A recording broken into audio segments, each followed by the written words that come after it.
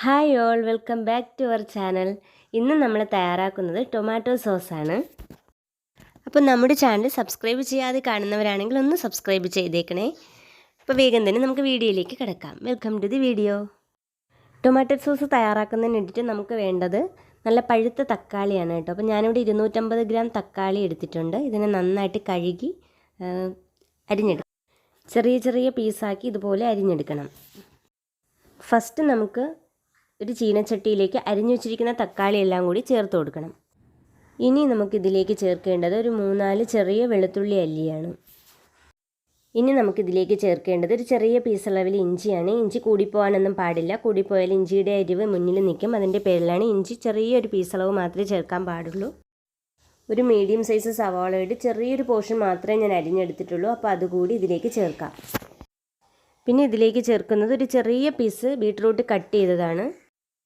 Beetroot ചേർക്കുന്നതുകൊണ്ട് നല്ലൊരു colour ഉണ്ടാവും. പിന്നെ ഈ സവാള ചേർത്ത് കൊടുക്കുമ്പോൾ ഒരുപാടൊന്നും ചേർത്ത് കൊടുക്കാൻ പാടില്ല, എന്നാൽ അതിൻ്റെ ടേസ്റ്റ് തന്നെ മാറിപ്പോവും. ഇനി ഇതെല്ലാം കൂടി നന്നായിട്ട് മിക്സ് ചെയ്ത ശേഷം 20 മിനിറ്റ് അടച്ച് വേവിക്കാം. ഇടയ്ക്കിടയ്ക്ക് ഇളക്കി കൊടുക്കണം. അപ്പോൾ ഇത് നല്ലതുപോലെ വെന്ത് കിട്ടും. ഇപ്പോൾ 20 മിനിറ്റ് കഴിഞ്ഞിട്ടുണ്ട്. നമ്മുടെ തക്കാളിയെല്ലാം നല്ലതുപോലെ വെന്തിട്ടുണ്ട്. ഇത്രയും തന്നെ മതിയാകും. ഇതിലേക്ക് 2.5 മുതൽ 3 ടേബിൾ സ്പൂൺ അളവിൽ പഞ്ചസാര ചേർക്കാം. പഞ്ചസാര കൂടി ചേർത്ത് കഴിഞ്ഞാൽ പിന്നെ നമുക്കിതിലേക്ക് ചേർക്കേണ്ടത് ഒരു 1/4 കപ്പ് അളവിൽ വിനീഗറാണ്.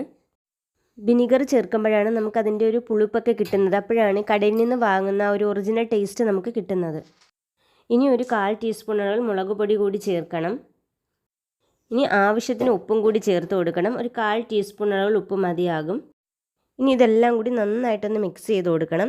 ഒരു 2-3 മിനിറ്റ് കൂടി മിക്സ് ചെയ്തിട്ട് നമുക്ക് ഫ്ലെയിം ഓഫ് ചെയ്യാം. ഇനി ഇത് നന്നായിട്ട് തണുക്കാനായിട്ട് മാറ്റി വയ്ക്കാം. തണുത്ത ശേഷം ഞാനത് മിക്സിയുടെ ജാറിലേക്ക് മാറ്റിയിട്ടുണ്ട്.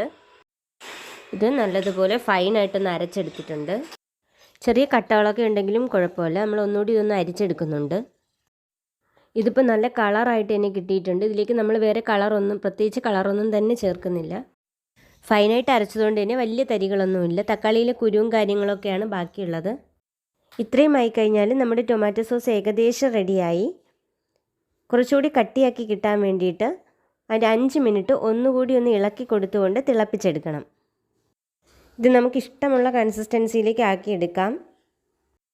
നമ്മളിതിൽ വേറെ പ്രിസർവേറ്റീവ്സ് ഒന്നും ചേർക്കാത്ത കാരണം ഒരു 3-4 മാസം വരെ നമുക്കിത് സൂക്ഷിക്കാനായിട്ട് പറ്റും. അതിൽ കൂടുതലൊന്നും നമുക്കിത് സൂക്ഷിക്കാനായിട്ട് പറ്റില്ല.